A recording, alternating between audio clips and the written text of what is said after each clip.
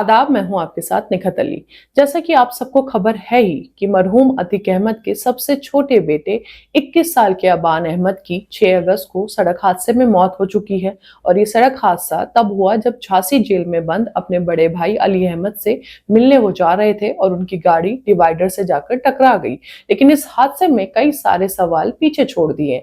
जैसे हादसे वाले दिन अबान को मिलाकर 5 लोग गाड़ी में सवार थे, जिसमें पुलिस को इन 5 लोगों में से चारों के आईफोन सड़क पर ही मिल गए, लेकिन सिर्फ अबान अहमद का आईफोन गायब हो गया। और बड़े भाई एजम अहमद ने भी जब अबान का फोन मांगा तो पुलिस के पास क्या जवाब था। और एक अफवाह जो अबान अहमद को लेकर फैलाई गई कि उस दिन उनकी गाड़ी में असला मौजूद था, ये सब हम आपको आगे खुलकर बताएंगे। और बताएंगे कि डॉक्टर की पोस्टमार्टम की रिपोर्ट ने भी एक बड़ा खुलासा किया। लेकिन उससे पहले आपको बता दें, आज 2 दिनों के बाद 8 अगस्त को अतीक अहमद के बेटे अबान अहमद को सुपुर्द खाक कर दिया गया है।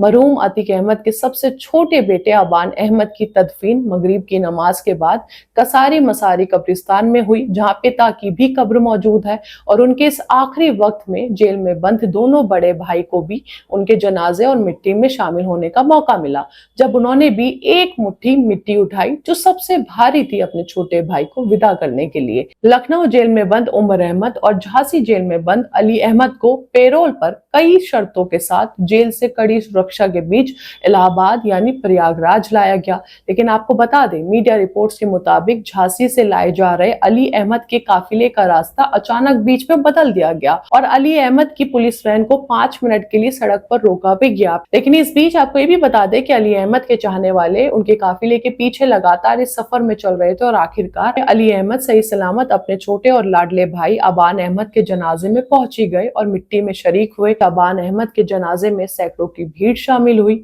और इसी भीड़ और भाइयों ने मिलकर अबान अहमद को पिता अतीक अहमद की कब्र के बगल में दफन कर दिया। अब आपको मरहूम अबान अहमद के आईफोन की कहानी बताते हैं और साथ ही डॉक्टर्स ने पोस्टमार्टम में क्या खुलासा किया वो भी। दरअसल जिस दिन अतीक अहमद के बेटे अबान अपने भाई अली से मिलने झांसी जेल जा रहे थे, तो उनके साथ गाड़ी में 4 और लोग भी मौजूद थे। और यहाँ हैरान करने वाली बात ये रही कि पुलिस को सबके फोन हादसे वाली सड़क से बरामद हो गए, लेकिन मरहूम अबान का ही फोन सड़क पर नहीं मिला, जिसकी तलाश शुरू हुई। आपको बता दें, पिता अतीक अहमद की हत्या और दोनों भाई के जेल में जाने के बाद बाहर रह रहे बाकी दोनों भाई एजम अहमद और अबान अहमद ही बाहर का सब कुछ देखते थे। इस लिहाज से अबान अहमद का फोन बेहद जरूरी और अहम माना जा रहा था। और जब झांसी में भाई एजम अहमद ने अबान का फोन मांगा तो पुलिस ने फोन देने से मना कर दिया और कहा फोन की तलाश जारी है। और आखिरकार 8 अगस्त यानी तदफीन वाले दिन ही पुलिस को अबान का आईफोन बरामद हुआ। पुलिस ने बताया कि उन्होंने मरहूम अबान अहमद का नंबर सर्विलांस पर लगाया, जिसके बाद पता चला कि फोन हादसे वाली जगह खिल्ली से लगभग 4 किलोमीटर दूर एक गांव अमरोक में मिला। अबान का फोन गांव में 2 लड़कों के पास से मिला और पुलिस ने जब इन लड़कों को हिरासत में लेकर पूछताछ किया तो उन्होंने कहा कि उनको ये फोन हादसे वाली जगह से ही किसी ने दिया, जिसके बाद पुलिस ने फोन को अपने कब्जे में ले लिया। लेकिन यहाँ कई सारे सवाल खड़े होते हैं कि किसने मरहूम अबान अहमद का फोन इस लड़के को दिया था, और अगर फोन चोरी का ही मामला था तो सड़क पर गिरे बाकी 4 फोन को क्यों नहीं उठाया गया, क्यों उन्हें छोड़ दिया गया और सिर्फ अबान अहमद का ही आईफोन कोई सड़क से उठाकर ले गया और 4 किलोमीटर दूर किसी दूसरे गांव में किसी और को दे दिया। इन सब के जवाब अभी पुलिस को देने बाकी है। वहीं एक अफवाह ये भी फैलाई गई कि झांसी जाते वक्त अतीक अहमद के बेटे अबान अहमद की गाड़ी में लाखों की नकदी और असला मौजूद था, लेकिन पुलिस ने सिरे से इस बात को खारिज कर दिया और साफ तौर पर कहा कि किसी भी तरह की कोई नकदी और असला होने की बात पूरी तरह से गलत है। और अब सभी बरामद फोन यानी कि 5 के 5 फोन पुंछ थाने में जमा करा दिए गए हैं। अब आपको बताते हैं कि डॉक्टर्स ने मरहूम अबान अहमद की पोस्टमार्टम रिपोर्ट्स पर क्या खुलासा किया है। रिपोर्ट्स के मुताबिक अबान के शरीर पर 23 गंभीर चोटें आई थी। उनके लिवर, फेफड़े और आंतों में भी काफी नुकसान पहुंचा था। सिर में भी गंभीर चोटें लगी थी। बताया गया कि इन चोटों की वजह से शरीर के अंदर काफी खून बह गया था, जिसके कारण अबान की मौत हो गई। इस हादसे में अबान के साथ उनके दोस्त सोनू की भी सिर पर चोट लगने से मौके पर ही मौत हो गई थी, जबकि 3 लोग अभी भी घायल है और अस्पताल में मौजूद है। हालांकि पोस्टमार्टम में डॉक्टरों ने दोनों की मौत को सड़क हादसे में लगी चोटों का ही नतीजा बताया है। बहरहाल इस बड़े हादसे के बाद अतीक अहमद और उनका परिवार एक बार फिर चर्चा में आ गया और कई सारे सवालों के बीच एक सवाल ये भी है कि अब अतीक अहमद के परिवार में कौन कौन बचा है, क्योंकि अतीक अहमद के 5 बेटे थे और अब बाकी बेटे कहाँ हैं।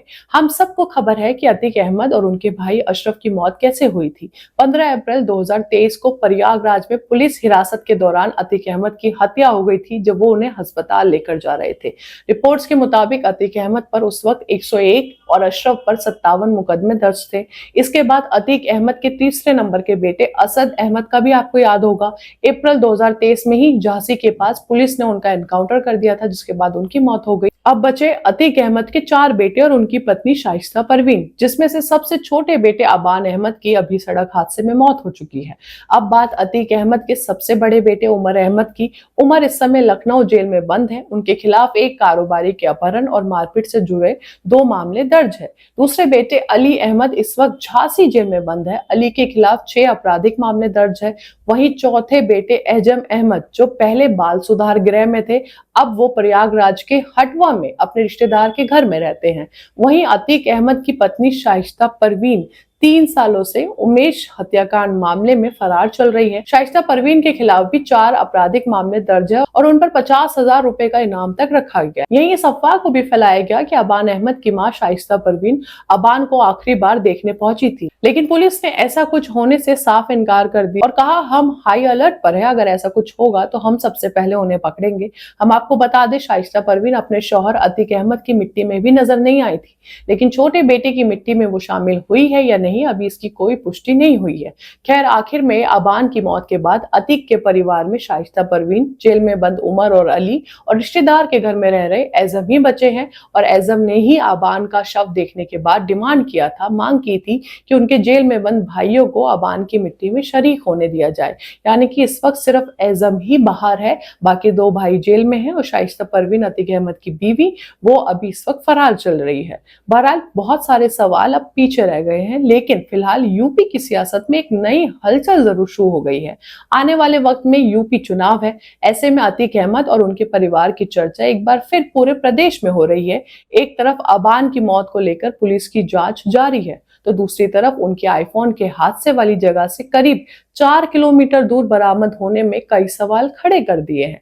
पोस्टमार्टम रिपोर्ट ने जहां मौत की वजह सड़क हादसे में आई गंभीर चोटों को बताया है, वहीं मोबाइल को लेकर उठे सवालों के जवाब अभी पुलिस की जांच में सामने आने बाकी है। अब देखना होगा कि अबान अहमद के मोबाइल को लेकर पुलिस की जांच आखिर किस नतीजे तक पहुंचती है और क्या इस मामले में उन तमाम सवालों के जवाब मिल पाते हैं जो हादसे के बाद से लगातार उठ रहे हैं। लेकिन इस पूरे मामले का सबसे बड़ा सवाल तो यही है कि क्या अबान की मौत सिर्फ एक सड़क हादसा थी या फिर इस हादसे से जुड़े कुछ पहलू अभी बाकी है। इन सवालों के जवाब पुलिस की जांच पूरी होने के बाद ही साफ हो पाएंगे, क्योंकि पीछे जो कुछ हुआ है उसके बाद ये सारे सवाल उठने तो लाजमी है। अब आप अबान अहमद की मौत की खबर को लेकर क्या सोचते हैं, अपनी राय हमें कमेंट बॉक्स में बताइए।